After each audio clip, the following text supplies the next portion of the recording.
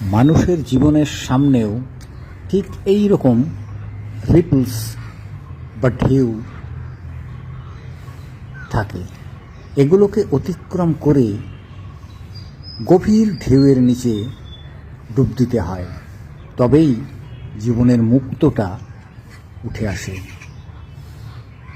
ঢেউগুলোকে অতিক্রম করতে না পারলে, রিপলসগুলোকে অতিক্রম করতে না পারলে আমরা জীবনের সত্যিটা জানতে পারি না। এই জীবনের সত্যি জানতে গেলে রিপলস অতিক্রম করতেই হবে। যদি এক জায়গায় দাঁড়িয়ে থাকা যায় ছোট্ট একটা রিপলসের মাধ্যমে, তাহলে আর জীবনকে জানা যাবে না, জীবনের অগ্রগতিও ঘটবে না। তাই এগুলো আমাদের পেরোতেই হয়, না পেরোলে সেই মুক্ত কখনোই উঠে আসে না জীবনে, যেটা গভীর উপলব্ধির একটা জায়গা।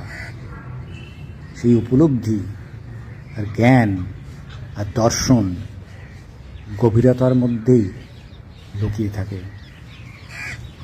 ঢেউগুলো ভেঙে ভেঙে ভেঙে অবিরত আমাদের চলতে হয়। এতে আমাদের জ্ঞান চক্ষুর উন্মিলন ঘটে। আমরা মূল যে বস্তুটি, জীবনের যে সত্যটি, সেটি জানতে পারি। এক জায়গায় দাঁড়িয়ে থাকলে কখনো সত্যিকে জানা যায় না, উপলব্ধি করা